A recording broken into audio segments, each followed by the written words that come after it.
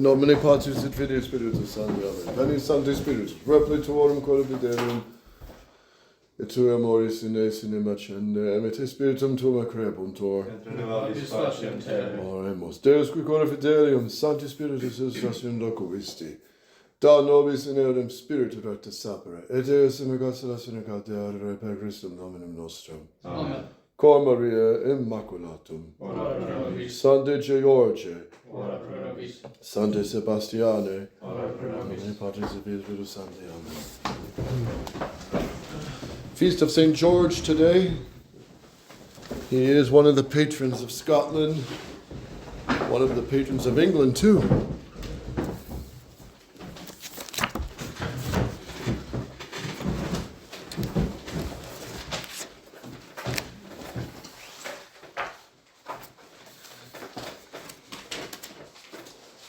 We're looking at the motives of credibility,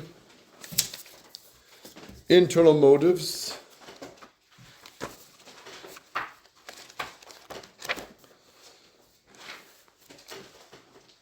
the internal motives are not rightly used by the favorers of the immanentist method, who reject the value of miracles on account of their agnosticism. For them, the laws of nature are not fixed, and so a miracle cannot be certainly known as a special intervention of God, but it is rather only a symbol which serves to direct one's attention to consider the Catholic religion in its conformity to our aspirations and the needs of our nature. For the immanentists, who's the main philosopher behind immanentism? Anybody? Truth is immanent, is within us. Who is German? Immanuel Kant. K-A-N-T. Bad news. Pius X said Kantism is the modern heresy. They reject external truth, objective truth. So religion is just some subjective emotion, and miracles are not real miracles. They just, spark emotions pretty much. For the immanentists, the internal motives have not only a priority of time, but also a priority of value. The method of the immanentists, Anthony? Reduces or destroys the probative force of miracles. Yes, so they're not interested in proving the miracles and testing them to make sure they're real. B. Exaggerates our natural desire of the supernatural life. C. Does not prove the credibility or divine origin of Christianity. B. Individual internal motives bring probability, but not certitude. Per se and ordinarily, per accidens and extraordinarily. Per se and ordinarily, Michael? Are insufficient, since it can only be conjured that such an It can only be conjectured that such an internal effect, the experience of someone in reading the gospel or hearing the preaching of the faith, which is so profoundly conformed to our highest aspirations and causing peace and joy, is from a supernatural cause or merely a natural one. Such peace and joy can certainly come from grace, but without a special revelation, no one can judge whether he has grace or not. There is easily then fear of erring, as in a mere opinion. And then per accidens and extraordinarily? The individual internal motives are sufficient, as when an extraordinary grace supplies for a prophet, or in a private revelation, or in a miraculous conversion, as that of St. Paul, or that of Mary Magdalene, and the interior call of St. Matthew. Yeah, so Christ drew St. Mary Magdalene interiorly through mercy, then he drew her exteriorly, such as, Matthew, come and follow me. See, the internal motives taken universally can can give a certain moral certitude of credibility. Anthony? Such motives are the marvelous fulfilling of all the moral and religious aspirations of humanity. These aspirations would be equivalent to the natural virtues, such as to see God, to hope in him and love him above all things, to show him a fitting worship, as well as the cardinal virtues. Nevertheless, such universal internal motives cannot be separated from external motives, intrinsic to religion, together with which they give an irrefragable proof. All right. 2, the value of the external motives intrinsic to religion. Brother? These motives are extrinsic in that they exist outside of the conscience of man and are opposed to the internal aspirations of our nature to something divine. They're intrinsic to religion as they come from its excellence, purity, sanctity, and fruitfulness in all good.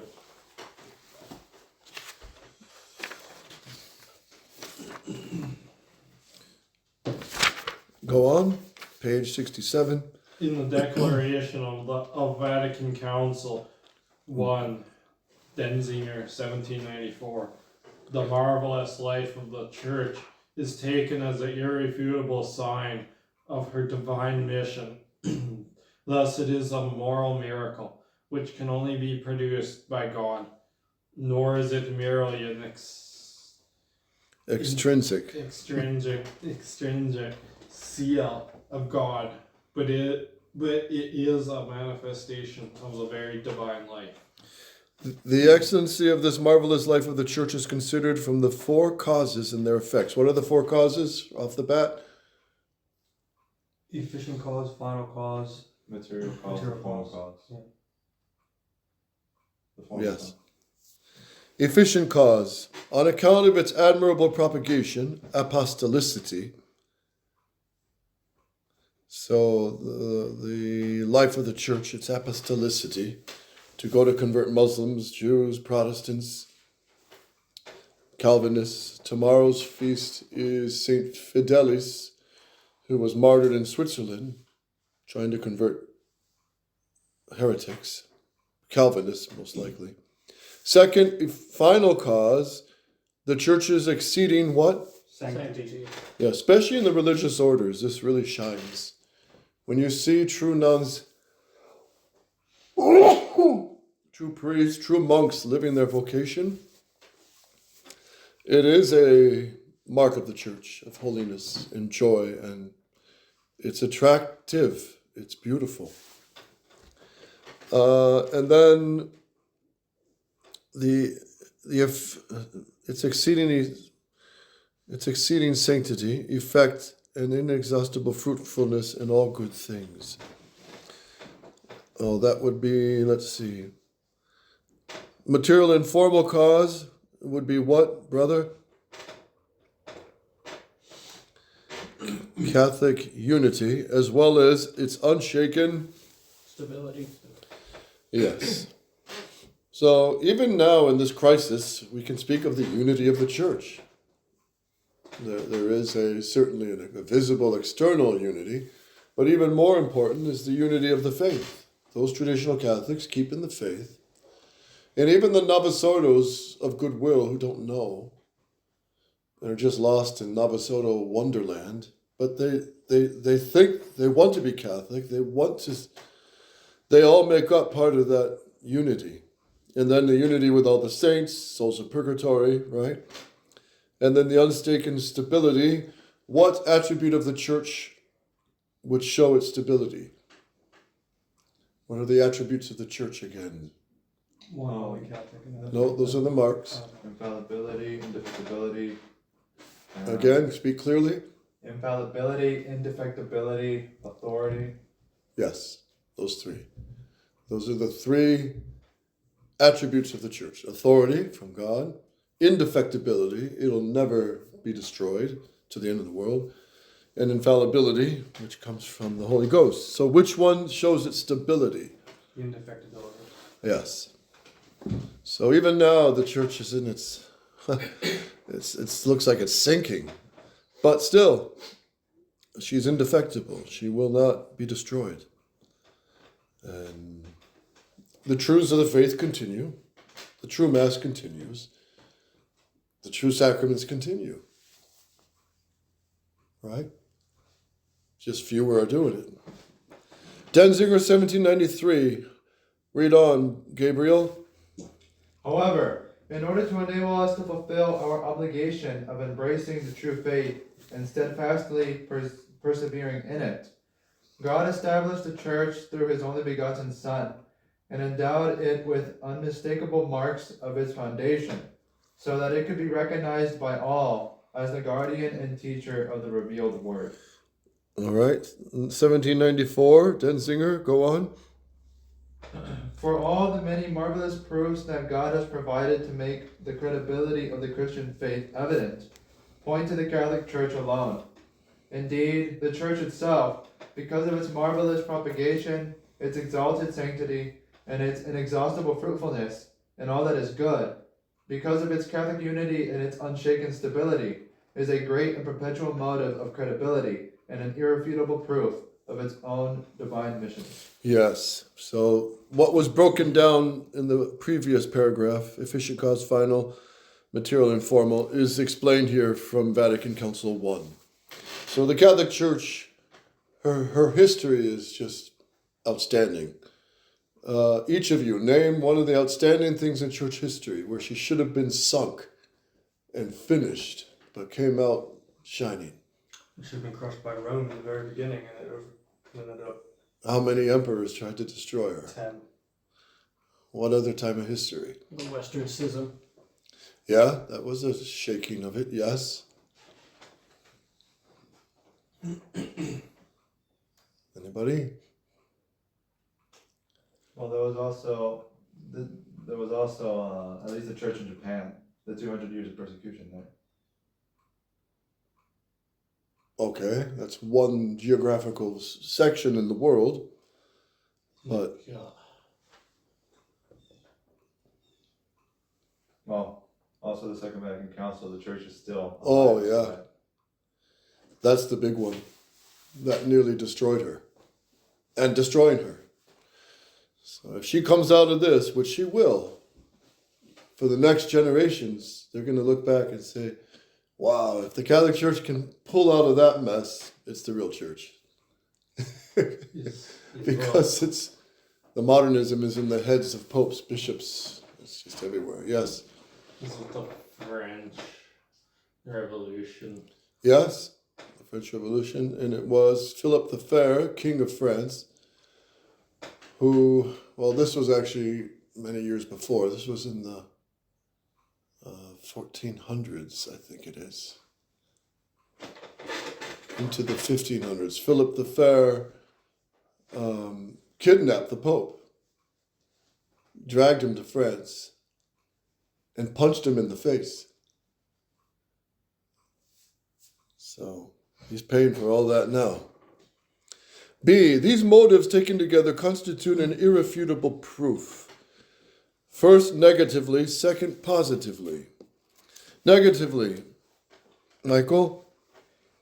As having an immunity from manifest error, from contradiction, from fraud, and immorality. All right, immunity, A, from manifest error, which is? Not contrary to known natural truths. Okay, everything the church teaches is in sync with nature. It really is. Immune from contradiction, Michael? Having a coherence of truths which are proposed as revealed. And then from fraud and immorality? To effect and propose this religion. These do not prove the divine origin. Must demonstrate. Wait, something's off here. Father must have been half asleep here. These do not prove the divine origin of the church, I suppose, but must demonstrate that nothing stands in the way that the religion proposed be revealed. So, for example, Mohammedanism is marked by its ferocity, its barbarity, its violence. compare that to the purity of Christ and the patience of the saints. So Mohammedanism, they say in the Quran, if you can torture a Catholic, their heaven will be greater. 2, positively, Michael. Considered the external motives intrinsic to religion constitute a firm proof of its divine origin, because they cannot be without the special intervention of God. A, purity and sublimity of doctrine. Read on, Anthony. The sublime signifies properly something the highest and extraordinary in order of intellectual and moral beauty and harmony. It especially appears in the intimate union of diverse things of the greatest distance apart, such as the inclination of the supreme mercy to our misery, or the union of infinite justice to infinite mercy, or the intimate reconciliation of great fortitude and perfect meekness in a martyr. Yes, the fortitude, strength of St. George today, who slayed a dragon, slayed a huge beast, and a meek martyr who lays his head down to have his head chopped off willingly under orders. And then 1, with respect to doctrine itself, go on. The Church proposes nothing with regard to natural truths of religion that can be shown to be false. The mysteries proposed as supernatural, notwithstanding their obscurity and inaccessible height, they appear conformed to the attributes of God naturally known and our aspirations. As such, these doctrines must be divine, because at the least it is morally impossible without a supernatural help to establish the highest doctrines of natural religion. For man often falls into error and fluctuates between opposite opinions. So Father recommended von Noort, a priest, who wrote a book called The Sublimity of the Catholic Religion. Okay. 2, with respect to the manner of preaching the doctrine. Go on. To which pertains the gratia sermonis, The grace of the word. What must be seen is a harmony, such that the highest authority imposing hard and austere precepts yet delights, and has always the note of simplicity and humility. Yes, so the Catholic Church teaches self-denial, purity. It teaches many things that to the world sound hard, but bring great blessings, great joy, and great, for example, chastity. The modern world says, just give in to your passions. Just give in. It's, what do they say? How does the world put it? Relieve stress. How do they word it? Restraint can be psychologically harmful of your passions. Restraining your passions can psychologically affect you and negatively. Well, all that baloney. When in fact, the truth is, a man who fights against his passions of gluttony, of anger, of lust especially, he becomes more manly. He becomes more self-controlled. And even the ancients saw this. The man who has self-discipline and self-control, he can dominate the world. Control yourself and you can control the world, says one of the saints. So the church seems to have these difficult doctrines, but they are proven to be true and good. True and good. For example, one that many people forget about is within marriage, when one husband or wife asks for the marital debt, the other must give under pain of mortal sin. Many don't know this. And why? Why would this, why would that even be an issue for the Catholic teaching? Well, because if the man asks, especially the men, and the women refuse, and it happens over and over and over again, if he's not in control of himself, he's going to find somebody else. You see what I mean? So the church kind of protects the chastity of marriage by these guidelines. That's just an example. And then, of course, the main one of the church teaching, take the children God sends. That the world has a hard time swallowing. But I'll tell you what, every single baby that was born to any good couple, they can't picture living without little John or Elizabeth or Mary, or even the retarded ones, even handicapped ones. They actually become the favorite of the family. You know, all the children grow up and move out of the house, but who's left is the handicapped one. And he becomes the joy of the parents, he or she. I knew one couple in Colorado, their son almost drowned in a pool when he was young, but he never recovered his full intelligence, so he was kind of a vegetable. But all the kids grew up out of the house, and there was mom and dad taking care of their son. They had to feed him, change his diaper, and he grew into manhood, and then he died. But he was, it wasn't easy for them, but it was the joy of their family. So all this just to say, the church's teachings are always robust and healthy. And even at the natural level are healthy, such as fasting. Now there's a whole craze for intermittent fasting. Well, the church has always taught this. Abstinence from meat on Friday, you fast on Ember days, you fast during Lent, 40 days, right? Vigils. Fasting has always been the practice of Catholics. But if you're not Catholic, you never hear of fasting. Except its benefits now. People speak of the benefits of fasting. But the church has always been a step ahead. The church is more modern than all the modern stuff. Michael, you're zoning out. So if you want to stand up, you can, to stay awake.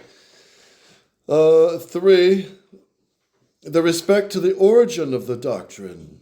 So preaching of the Catholic faith, origin of the doctrine, brother. It must appear from history that it has appeared without any human preparation. That is not elaborated by human genius. And its newness reconciled with the reconciled with the greatest antiquity of religion. Since there can be but one divine religion for all men, thus Christ said, I have come not to destroy the law and the prophets, but to fulfill them. Yes, so was the Jewish religion the true religion before Christ? Yes. Did Christ abolish everything in the Jewish religion? No. Did he abolish, or rather fulfill, the ceremonial law? Yes. Yes, that was done. That's done with. But did he abolish the moral law? No. That's the 10 Commandments. So that stays the same, right? So, B, a great and evident sanctity of the founder, the apostles and martyrs of the Catholic religion. Who's the founder, Michael? You want me to read it or you want to just answer? Answer the question. Oh. Who's the founder of the Catholic religion? Christ. How many apostles were there, brother? 12. And what does a martyr mean in Greek? A witness. Yes. Major, minor conclusion. Major. Brother? Great and evident sanctity cannot be without the special intervention of God. For sanctity means to have perfect purity from the things of earth, a most firm union with God, and the ordering of all acts of virtue to God. Minor. But the order of agents must correspond to the order of the ends. Conclusion. Therefore, sanctity cannot be without the help of God, and extraordinarily sanctity is from God, intervening extraordinarily in the world. So, yeah, the fact that you can have a whole convent of nuns striving for sanctity, living in peace and self-denial and the love of Christ. That is already a manifestation of God's presence in the Catholic Church. Men who can live chaste, men who live in a brotherhood of priests or brothers or monks, and who accomplish much good, either by teaching, hospital work, contemplation. What else? The ransom of captives, which was the order of the Trinitarians, which was to go into Muslims' countries and say, take me instead of this Catholic. Send him home and I'll be in prison for him. That's what they used to do. So sanctity is a mark of God. And the Catholic Church is the only one that has produced such great saints. Heroic saints at every age and of every class, of every rank, of every walk of life, of every gender. It's quite amazing, it really is. Think of St. Maria Goretti, a 12-year-old girl, being stabbed 14 times in defense of her chastity and purity. Think of all the martyrs in Mexico, Spain, in China and in Russia, Ukraine, all these countries that were run over by brutal communism. Heroic saints who went to death heroically, making the sign of the cross, are in Japan refusing to step on a crucifix. If they stepped on the crucifix, they go home free. They'd be left alone. But you refuse, you go through some hideous tortures. Thus, the examples of heroic virtue and of martyrdom, which especially shows the perfection of charity, as no one has greater charity than to lay down his life for his friends, St. John 15. A martyr, read on, Gabriel, is called a witness of the Christian faith, since by the faith the visible things are despised for the sake of invisible things, on account of the hope of future good things. By contempt the world is principally overcome, and so by our faith the world is overcome. Heroic virtue, besides its four conditions, that the act be arduous, the act be done promptly and easily, with delight, and not only once, but frequently. Okay, stop. So these are the four conditions for heroic virtue, which must, for someone to be canonized, they must display these four conditions. One, the act must be Arduous. Meaning difficult, not just easy, difficult. For heroic virtue. Second, the act must be done Promptly and easily. Yes, that shows the Holy Ghost moving in that soul. Third, With Delight. yes, so St. Thomas More saying to his executioner, here, take this tip. Obey the king. You do me a favor and you send me to heaven. You talk about joy and delight. And St. Thomas More himself told Margaret, his daughter, Margaret, you won't believe what I saw this morning. The 3 Carthusian monks threatened and jailed. Now they were tied to the hurdles behind the horses, taken to the Tyburn Tree, which is about 5 miles on cobble streets. And their heads banging on the cobble streets sometimes, or at least on the wooden plank. And then hang drawn and quartered. He said they were so happy, they looked like men going to their wedding. And they were singing psalms. And even the head of St. John Fisher, remember they said, if you go to the London Tower, they'll tell you the story. The Catholics will. King Henry VIII put the head of St. John Fisher on a spike on the London Bridge. But people started to come and with their handkerchiefs and collect blood dripping off as relics of the martyr. But his face appeared as days went on, rather than shrivel like a raisin, his face became more colorful and vibrant and smiling even. So people started to gather, even Protestants, to acknowledge this wonder. How is a dead head on a spike look so healthy and even smiling and peaceful? And they all declared him a saint, and word got to the king and he had the head removed. Because no doubt the head haunted him. You have to look at Queen Elizabeth and King Henry. When they went to bed at night, they must have had nightmares of all these priests and bishops and that they killed and monks. It had to haunt them. They probably had no sleep. But anyway, so it has to be delightful, whatever the heroic deed is done with a smile, done with the love of God.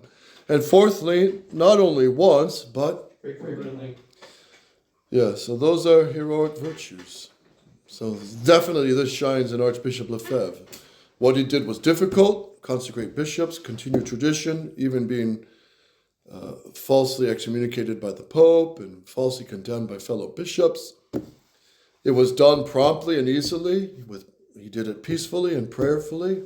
He was smiling on the day of the consecration with delight, for the future of the church continues. And not only once, but frequently. He continued to ordain priests to preach against modernist heresies, modernist Rome. So he definitely fulfills those conditions. Maybe Bishop de Castelmayor as well. Must also go on. So the heroic virtue, besides its four conditions, must have also a harmony of the virtues, such that the highest fortitude be performed as promptly as the greatest meekness. This can only be done with the help of God. Yes. So a saint is a saint by grace. So it's a mark of God's grace in the soul. God acting and working in the world. So, see, the admirable propagation of religion. For this propagation took place not by the violence of arms, nor by the promise of carnal delights. Who promises carnal delights to make converts? The Muslims. Yes, you have your own, all the girls you want for all eternity. You'll hope, and for the Mormons, you'll have whole planets to populate. So it's just purely carnal, right? But not so the true religion. Go on. And that amidst persecution, among the simple as well as the wisest, the flesh is restrained and the world despised, and only invisible things desired. This is manifestly the work of divine inspiration. Yes, so all the martyrs, saints, going through incredible tortures, and then persevering. Think of Blessed Jose Sanchez, a boy of 14. They tortured him. They tried to drown him. And when he was panting for air, they would pull him out and say, just say death to Christ the King, you go home. Viva Cristo Rey! And they dunk him again, over and over and over again. They don't show that in the movies. And then, of course, they cut the skin off his feet on the bottom, which was an Aztec torture. And, he was a 14-year-old boy, tougher than all these soldiers torturing him. And yet he forgives them and prays for them. See, that's the mark of God. Because naturally, he'd be cursing at them, kicking at them, like the bad thief. D, the fruitfulness in all good things, Michael. With regard to the individual in liberating the intellect from error and the will from the corruption of paganism, the family in establishing the dignity of wives, the protection and education of children, and the rigor of slavery, tempered and finally abolished, the society in prompting legitimate authority founded in God, and at the same time due liberty, charity, and rights of nations, and from all good works of mercy, and beneficence. Beneficence. Beneficence. Beneficence. So you have the intellect is freed from the darkness of error. Just think of how many pagans lived in superstition, right? They feared thunder because they thought it was the gods threatening to destroy them. People lived in superstition. You know, grown men lived in superstition. But the Catholic faith frees your mind from all that. You're free to think along the lines of truth. So you're not scared to walk in the depth of the dark woods at night because you have the moonlight, you have the sun, the stars, you have the crickets, the fireflies. Nothing scares you because you see it's all wonderful creation. Maybe a bear, if it attacks you, which can happen. But even then, the intellect is freed from error, from false belief, and superstitions, and pagan darkness. The will is not a slave to passion. One who lives according to Catholic teaching has trained the will in rejecting the desires of the flesh, the desires of the eyes, the desires of the food and drink, the family, the protection of the woman and children within the family under the father. So the Catholic Church teaches what God has joined together, no man can put asunder. What God has joined together, no man can put asunder. Not even the Supreme Court can truly make a divorce. So they're united, and it's a protection for the man and the woman, right? And the duty of the parents to raise their children in virtue. This is all Catholic teaching, and it's all good, it's fruitful. So this is the point. The Catholic religion is true for many reasons. And these are going into these are not the main reasons, but they are reasons. You follow? And then with society, what does the Catholic Church teach about the role of those who govern? Authority comes from God, not from the people. Yes, and authority must punish who and protect and encourage who? Punish the wicked and encourage the good. Yeah.